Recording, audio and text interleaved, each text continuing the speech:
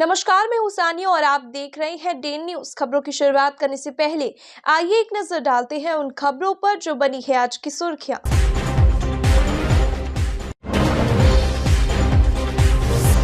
अधिवक्ता रामकुमार ठाकुर हत्याकांड में एक आरोपी को सुनाई गई आजीवन कारावास की सजा। मामले में 2 आरोपी वर्षों से है फरार।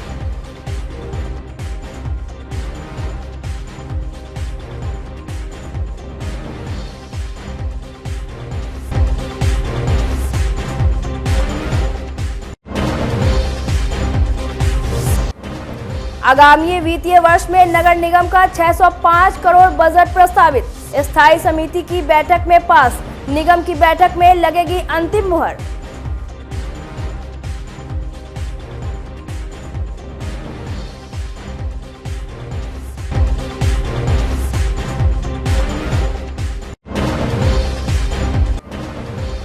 और नहीं थम रहा जहरीली शराब का कारोबार। भारी मात्रा में स्प्रिट बरामद। नहीं हो सकी है किसी की गिरफ्तारी।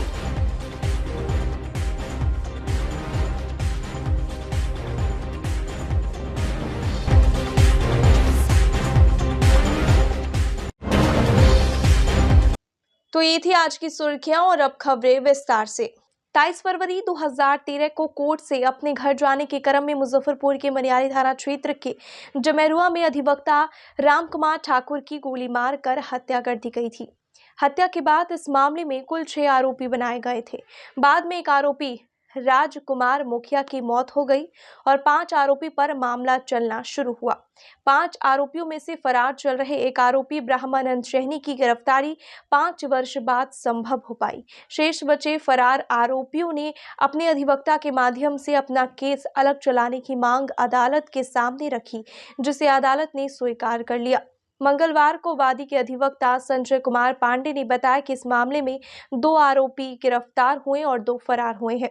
मंगलवार को आरोपी ब्रह्मानंद शहनी को एडीजे 2 की अदालत ने उम्र कैद की सजा सुनाई। साथ ही आर्म्स एक्ट में 7 साल श्रम कारावास और 35,000 के अर्थदंड भी लगाए। हत्याकांड मामले में फैसला आया है। स्वर्गीय राम कुमार जी यहाँ के अधिवक्ता थे, जिनकी हत्या 2013 में हो गई थी कोर्ट से जाने के क्रम में। उसी में आज सजा हुआ है। अभियुक्त जो है ब्रह्मानंद सहनी हैं, उन्हीं के ग्रामीण, उन्हीं को सज़ा सुनाई गई है। क्या कुछ सजा दी है? सज़ा में आजीवन कारावास है, जिसमें 7 साल सश्रम है और 35,000 रुपये नगद भी इम्पोज किया गया है माननीय न्यायालय द्वारा। कितने आरोपित थे और कुल 6 आरोपित थे, जिसमें 5 हैं, एक तो मर गए और एक का ही ट्रायल हुआ है। बाद बाकी का ट्रायल होना है। एक का ट्रायल अलग से हो रहा है, 2 फरार चल रहे हैं। फिर जैसे जैसे वो लोग आएंगे फिर उनका ट्रायल फिर अलग से होगा। सिर्फ आज एक ही को कन्विक्शन किया गया है। फैसला आने में 14 वर्ष लग गए। एक अधिवक्ता के हत्यारे को सजा मिलने में 14 साल लग। देखिए, ये तो थोड़ा सा इसमें कुछ क्या कहते हैं, कोरोना का भी वो था। 2-3 साल कोरोना में डिस्टर्ब हुआ और बहुत ज़्यादा देरी नहीं हुआ है। ट्रायल में दोनों पक्षों को कोर्ट को सुनना पड़ता है और दोनों पक्षों को सुनने के बाद ही, उसमें भी मामला बड़ा था तो बहुत जल्दी फैसला कर देना तो थोड़ा सा जल्दीबाजी होगा। तो न्यायालय में तो दोनों पक्ष को सुनने के बाद ही कोई फैसला दिया जाता है, इसलिए मैं नहीं समझता हूँ कि बहुत विलम्ब हुआ है। उस संबंध में कहना ही है कि 2013 में यहीं के प्रैक्टिसिंग लॉयर थे राम कुमार ठाकुर और जा रहे थे घर, और गांव के विवाद में सूचना के अधिकार से इन्फॉर्मेशन मांगे थे पूर्व मुखिया से। इसी के अखज में उसी ग्राम के राजकुमार सहनी के लड़का ब्रह्मानंद सहनी एवं अन्य 4 ने पुरुषोत्तमपुर हाई स्कूल के निकट, टावर के निकट गोली मार दिए। बुरी तरह जख्मी हो गए। उनके साथ उनका भतीजा एडवोकेट सुजीत कुमार भी थे, उन पर भी गोलीबारी किया गया। उसके बाद वो लोग भाग गए। उसके तत्पश्चात उनको लाया गया मुजफ्फरपुर टेम्पू से और रास्ते में कच्ची पक्की चौक पर तत्कालीन थानाध्यक्ष मनियारी द्वारा उनको उठा करके भर्ती कराया गया माँ जानकी हॉस्पिटल में। लेकिन उससे पहले उनकी वहीं पर मृत्यु हो गई और लाश छोड़कर भाग गए। तत्पश्चात रात में ही उनका पोस्टमार्टम कराया गया डीएम के आदेश से और फरार घोषित करके चार्जशीट सबमिट किया गया था। एक मुदाला जो ट्रायल इसमें फेस कर रहा है, अदर दूसरे कोर्ट में उनका ट्रायल चल रहा है। ब्रह्मानंद सहनी को आज सज़ा किया गया, उसमें प्रोसिक्यूशन की तरफ से 15 गवाह एग्जामिन कराए गए हैं, 2 DW एग्जामिन उनकी तरफ से कराया गया है, लेकिन कोर्ट द्वारा उनको पूर्व तिथि को दोषी पाया गया था और सजा के बिंदु पर सुनवाई हुई है, जिनमें उन्हें 302/34 में आजीवन कारावास एवं 15,000 रुपया,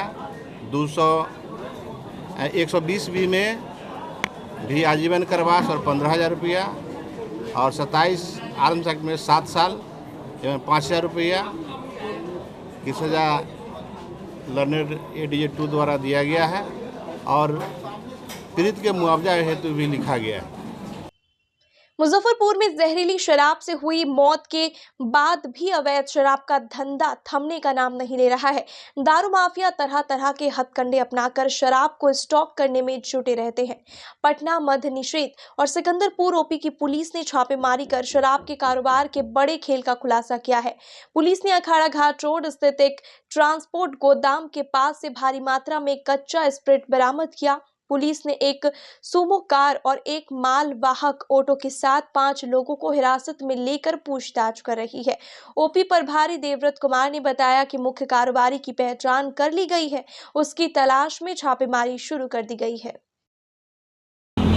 आज पटना टीम के साथ संयुक्त पटना एक्साइज टीम के साथ संयुक्त छापेमारी में से एक अखाड़ा घाट रोड स्थित कैपिटल ट्रांसपोर्ट है, वही उसी के गोदाम के पास से भारी मात्रा में स्प्रिट बरामद की गई है। ये लोग क्या करते थे स्प्रिट का? स्प्रिट को यहाँ से कहीं बाहर से मंगवा के यहाँ से भी सप्लाई करता था। शराब वराब बनाने में काम के लिए सब काम करता है? हाँ, शराब बनाने के काम में भी आता है ये। मात्रा क्या था? भारी मात्रा में? हाँ, मात्रा 2000 लीटर है।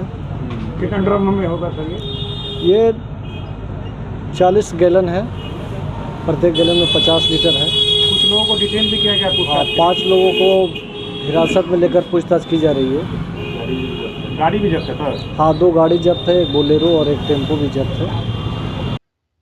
शिक्षक बहाली को लेकर होने वाले BPSC TRE 3.0 परीक्षा में शामिल करने की मांग को लेकर DLED 2022-24 सत्र के प्रशिक्षुओं ने मंगलवार को मुजफ्फरपुर के नेहरू स्टेडियम से जुलूस निकाल जमकर प्रदर्शन किया। हाथों में तख्तियां लिए हुए प्रशिक्षुओं ने बिहार सरकार पर मौका नहीं धोखा देने का आरोप लगाया।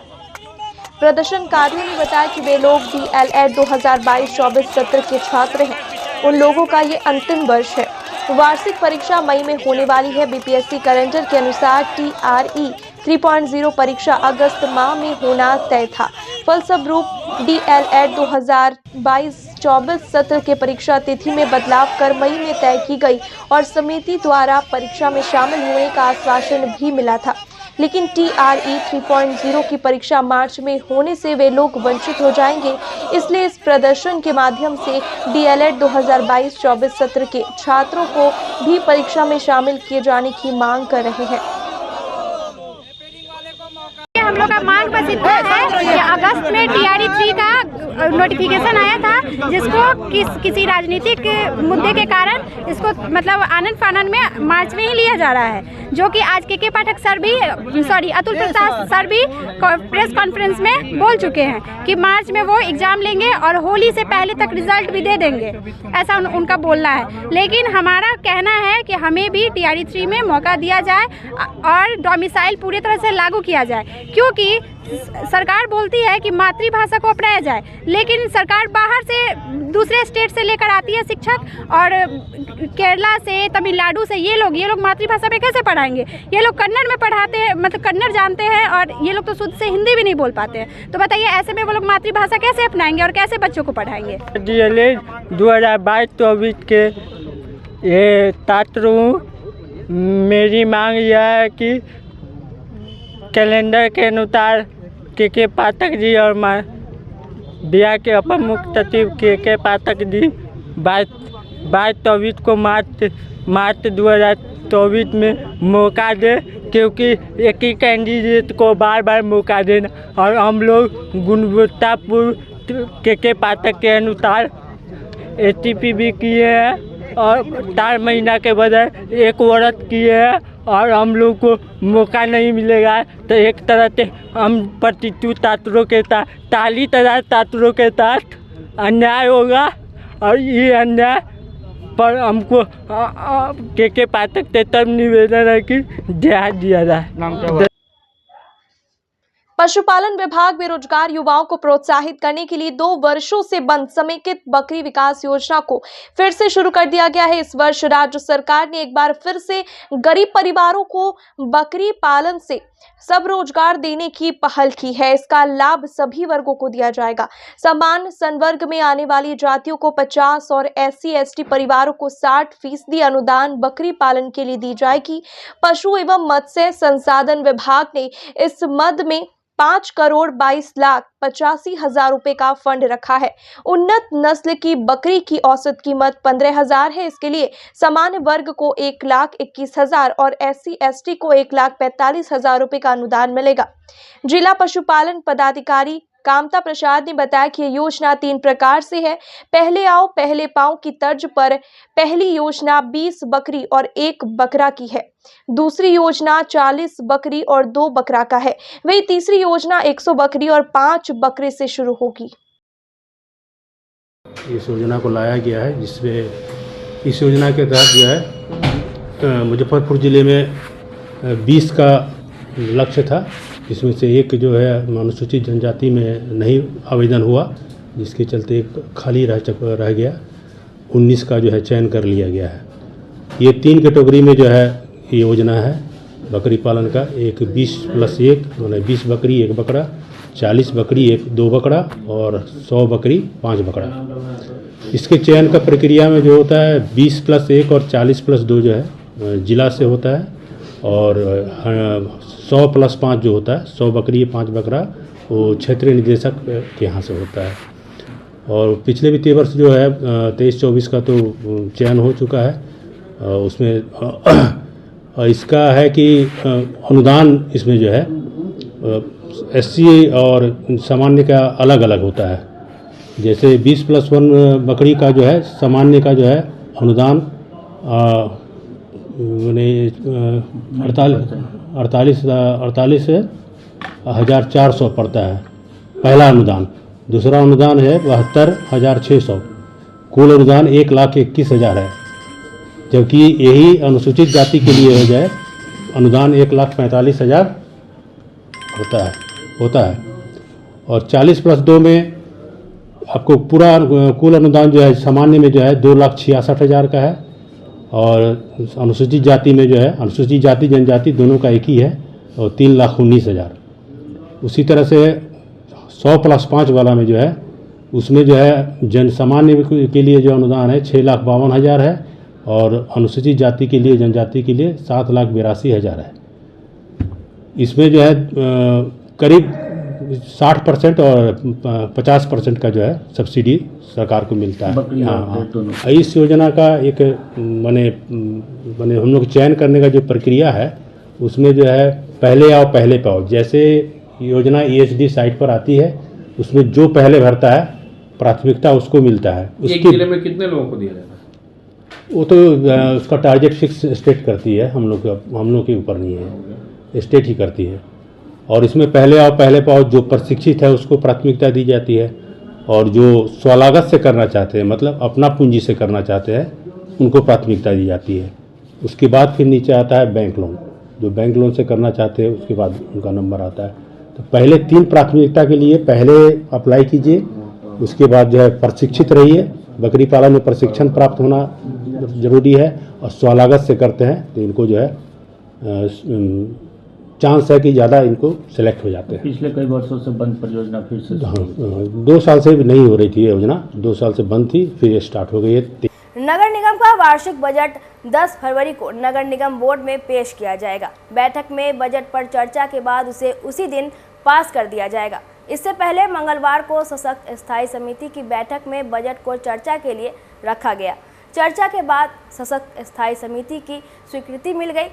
अब इसे बोर्ड की बैठक में रखा जाएगा। मुजफ्फरपुर की महापौर निर्मला देवी ने बताया कि 605 करोड़ का बजट लाया गया है, जो पिछले साल से 65 लाख अधिक है। बजट में संपत्ति कर 60 करोड़, ट्रेड लाइसेंस 3 करोड़, विज्ञापन मद से 1 करोड़ 50 लाख, संपत्ति कर से 6 करोड़, स्वच्छता पर 10 करोड़, नागरिक सुविधा पर 20 करोड़, पर्यावरण पर 17.5 करोड़, नल जल योजना में अतिरिक्त 5 करोड़, कच्ची नाली गली में 125 करोड़, साथ ही इस राशि की 40% पिछड़े वार्ड को दिया जाएगा। इस बार के बजट में ठोस कचरा प्रबंधन, वेंडिंग जोन निर्माण 22 करोड़ से, ऑडिटोरियम का निर्माण, मल्टी लेवल पार्किंग 4.5 करोड़ रुपए से, पेट्रोल पंप, चार्जिंग स्टेशन और CNG पंप के लिए 1.5 करोड़, चौक चौराहों के सौंदर्यीकरण के लिए 1 करोड़ और शहर के प्रमुख मोहल्ले और चौक के नामकरण बोर्ड के लिए 1 करोड़ की राशि का प्रस्ताव दिया गया है।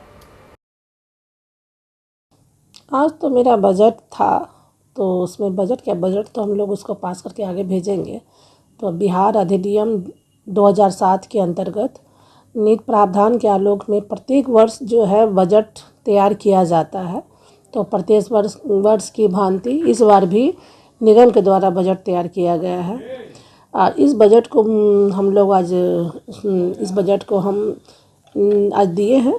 मुजफ्फरपुर नगर निगम क्षेत्र को विकसित एवं स्वच्छ सुंदर बनाने हेतु तो आवश्यक विकासात्मक कार्यों के साथ साथ आम जन की जो मूलभूत जो समस्या के लिए जो ज़रूरी है, वही हम लोग के द्वारा जो इस पर बजट लाया गया है, जिसमें सबसे महत्वपूर्ण योजनाओं के लिए मैं आप लोगों को संक्षेप में बताना चाहूँगी। जैसे कि सम्प हाउस का निर्माण है, मल्टी स्टोरेज पार्किंग, जिससे कि भी अभी इतनी जाम के कारण इतनी समस्या हम लोग के शहर में है, और इसके लिए व्यावसायिक भवन पंचायत क्षेत्र से समावेशित वार्डों में विकास है। तो जो कि हम लोग का वार्ड है, जो कि बाद में शामिल हुआ है नगर निगम में, बहुत ही अति पिछड़ा वार्ड है। तो उस वार्ड को भी हम लोग प्राथमिकता के तौर पर वहाँ पे ज़्यादा हम लोग वहाँ पे विकास कर सके। और ऑफिस लागू कराना, जल जीवन हरियाली योजना का जो धरातल पर उसका क्रियान्वयन कराना, जो हम लोग की कच्ची नली गली है उसका पक्कीकरण कम से कम इस बार के बजट में 50% हम लोग करवाएं। और ये सब इस बजट में शामिल किया गया है। वित्तीय वर्ष जो 2024-25 बजट में पर्यावरण संरक्षण को भी ध्यान में रखते हुए विभिन्न योजनाओं जैसे कि पेवर ब्लॉक है, मृदा क्षय रोकने के उपाय इत्यादि का प्रावधान किया गया है। इस बार का जो मेरा बजट है 603 करोड़ का लगभग है। और वित्तीय वर्ष पिछले साल जो था वो 550 करोड़ का था। इस बार हम लोग बढ़ाए हैं ताकि हम लोग ज़्यादा जन कल्याण अपने शहर को सुंदर और स्वच्छ बनाने के लिए हम लोग ज़्यादा कार्य कर सकें। मुख्य फोकस किस पर था? मुख्य फोकस जो जनता का हित का जो काम होगा, हम लोग जो बहुत अभी पानी की भी समस्या होती है, और पानी का हम लोग को समस्या दूर करना, जो भी जाम की समस्या है, हम लोग के शहर में भी ऑडिटोरियम नहीं है कि जो है कि शहर को हम लोग इस बार मैं लेकर के भी आ रही हूँ। मेरा प्रमुख रहेगा कि हम अपने शहर में नगर निगम के द्वारा ही हम लोग ऑडिटोरियम का निर्माण करवाएंगे। विद्यार्थी परिषद के प्रदेश सह मंत्री साक्षी प्रिया ने कहा है कि आए दिन पूरे बिहार में जिस प्रकार से लूट, रंगदारी और हत्या बढ़ गई है, इसमें संलिप्त व्यक्तियों पर सभी जिला प्रशासन, बिहार सरकार अविलंब कार्रवाई करे। वहीं प्रदेश मीडिया संयोजक पुष्कर सिंह ने बिहार सरकार को विकसित बिहार के लिए समेकित विकास नीति लाने की बात कही है। मंगलवार को मुजफ्फरपुर में आयोजित प्रेस वार्ता में परिषद के नेताओं ने कहा कि बिहार के सीमांत क्षेत्रों में जनसंख्या का अत्यधिक वृद्धि कहीं न कहीं अवैध घुसपैठ को हो सकता है। विभाग संयोजक दीपांकर गिरी ने कहा कि राष्ट्रीय अधिवेशन में कैंपस चलो अभियान के माध्यम से विद्यार्थी परिषद सभी छात्रों को कॉलेज कैंपस चलने के लिए प्रेरित करेगी। खेल, सांस्कृतिक कार्यक्रम, सेमिनार, संगोष्ठी इत्यादि रचनात्मक कार्यों से परिसर चलो अभियान को सफल बनाएगी। बिहार सरकार ने विश्वविद्यालय महाविद्यालय में एजेंसी के द्वारा प्राध्यापकों की नियुक्ति की अधिसूचना जारी की है, जो बेहद ही शर्मनाक है। महानगर मंत्री अभिनव राज ने बताया कि अगले 1 वर्ष तक परिषद इन्हीं दोनों प्रस्तावों को केंद्र में रखकर आगामी योजना तैयार करके कार्य करेगी।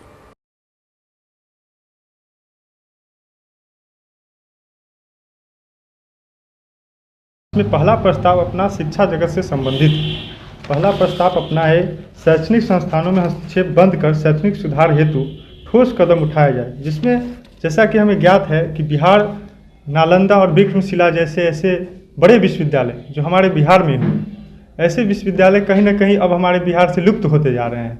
इसको फिर से हम किस प्रकार से अपने बिहार को एक समृद्ध शिक्षा के जगत में बना सकते हैं, उसको लेकर के एक ठोस कदम उठाया जाए। इसको लेकर के विद्यार्थी परिषद कार्य कर रही है। इस प्रस्ताव में हम लोग देख सकते हैं जिस प्रकार से बिहार की उच्च शिक्षा में एजेंसियों के माध्यम से बहाली की प्रक्रिया हो, शैक्षणिक समस्याओं में एजेंसियों का हस्तक्षेप हो, इस एजेंसी के माध्यम से कहीं ना कहीं हमारे ये जो पठन पाठन की क्रिया है उसमें गिरावट आई है। यह स्वतः होने वाली प्रक्रिया को एजेंसियों के माध्यम से हटाया जाना चाहिए। साथ ही साथ जैसे कि हमें पता है कि छात्रों की संख्या के अनुपात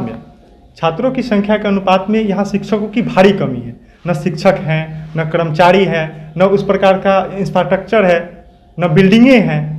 इसे भी होना चाहिए। इस प्रकार से हमारी जो प्रस्ताव पारित हुआ है शिक्षा से संबंधित को लेकर के, हम लोग चाहते हैं कि सरकार इस पर संज्ञान ले, विश्वविद्यालय संज्ञान ले और इस पर उचित कार्रवाई करे। साथ ही साथ अपना एक 59वां राष्ट्रीय अधिवेशन दिल्ली में संपन्न हुआ, उसमें हम लोग परिसर चलो अभियान को लेकर के इस पूरा 1 वर्ष तक कार्य करेंगे।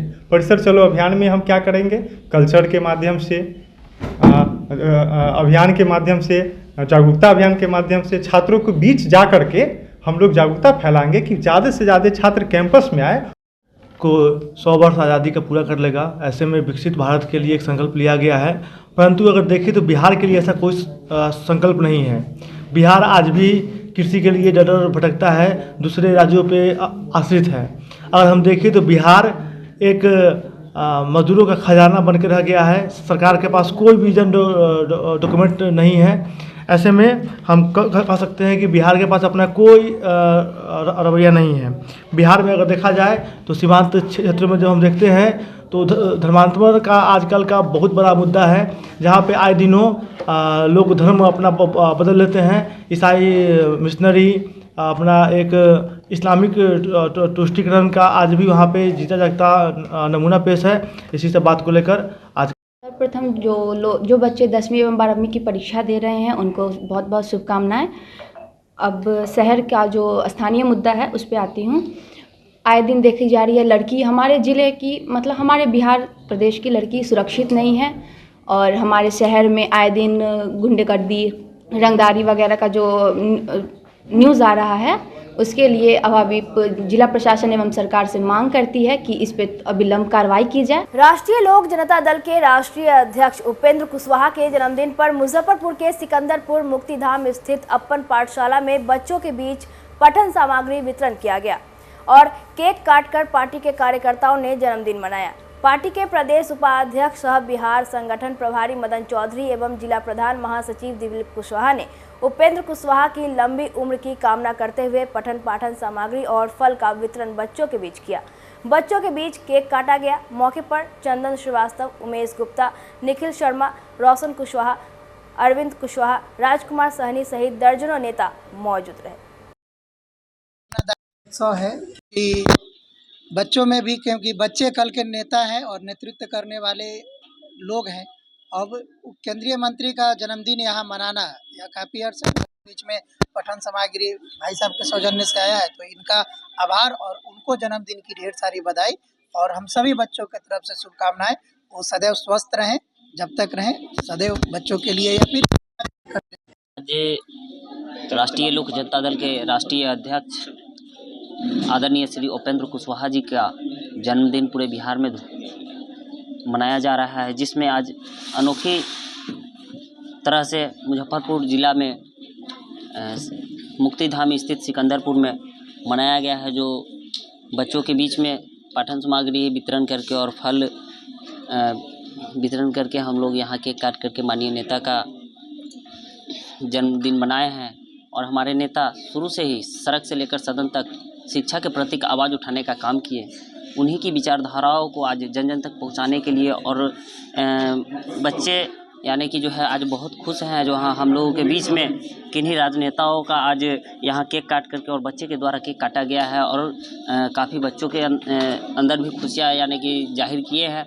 और साथ ही मुजफ्फरपुर ज़िला में यानी कि एक अनोखी तरह से यानी कि अपन पाठशाला है और यहाँ के जो है सो सर हैं जो सुमित सर हैं और काफ़ी यानी कि चर्चित भी रहे हैं यहाँ से और बराबर यानी कि यहाँ जो है अब हम लोग भी यहाँ से बहुत कुछ यानी कि देखने के लिए जो इनके माध्यम से कभी कभी हम लोग देखे हैं मीडिया के माध्यम से ही जो यहाँ जितने भी बच्चे हैं बिल्कुल गरीब परिवार से हैं और हर समाज के बच्चे हैं। यहाँ निःशुल्क शिक्षा दी जाती है और इसी को लेकर के आज हम लोग भी यहाँ पहुँच करके और बच्चे को हौसले को बुलंद करने का काम किए हैं। मुजफ्फरपुर स्पोर्टिंग क्लब के तत्वाधान में खेले जा रहे तृतीय ललित विजय बिहार राज्य स्तरीय फुटबॉल प्रतियोगिता के दूसरे सेमीफाइनल में सर्विस क्लब मोतिहारी ने 11 स्टार जमालपुर को टाई ब्रेकर में 4 के मुकाबले 6 गोल से पराजित कर फाइनल में स्थान पक्का कर लिया। निर्धारित अवधि तक दोनों टीम 2-2 गोल की बराबरी पर रही। नतीजन आयोजन समिति ने मैच परिणाम के लिए पहले अतिरिक्त समय दिया। यहां भी मामला बराबरी पर छूटा। तब टाई ब्रेकर का सहारा लिया गया, जहां सर्विस क्लब की ओर से 4 गोल मारे गए, वहीं 11 स्टार फुटबॉल क्लब के 2 किक को विरोधी टीम के गोली ने बचाया और मैच का परिणाम अपनी झोली में डाल लिया। मैच के रेफरी असगर हुसैन, दीपक कुमार, मोहम्मद करार और इरशाद मलिक थे। आयोजन सचिव चंद्रशेखर कुमार चंदू ने बताया कि कल यूनाइटेड क्लब सिवान और सर्विस क्लब मोतिहारी के बीच प्रतियोगिता का फाइनल मुकाबला खेला जाएगा। इस टूर्नामेंट का फाइनल मैच खेला जाएगा जो पिछले साल की विजेता यूनाइटेड क्लब सिवान और पिछले साल का रनर मोतिहारी के बीच ही खेला जाएगा। वही दोनों फाइनल में है? वही दोनों इस बार भी फाइनल में है। अच्छा। विजेता टीम को 11,000 रुपया, रनर को 5,000 रुपया, बेस्ट गोलकीपर को 2100 रुपया, बेस्ट डिफेंडर को 2100 रुपया, मैन ऑफ द टूर्नामेंट को 3100 रुपया का पुरस्कार दिया जाएगा। प्रत्येक दिन हम 500 रुपया का प्राइज दे रहे हैं मैन ऑफ द मैच को, वो भी कल दिया जाएगा। आज की खबरों में बस इतना ही। कल फिर मिलेंगे कुछ नई खबरों के साथ। तब तक के लिए हमें दीजिए इजाजत। नमस्कार।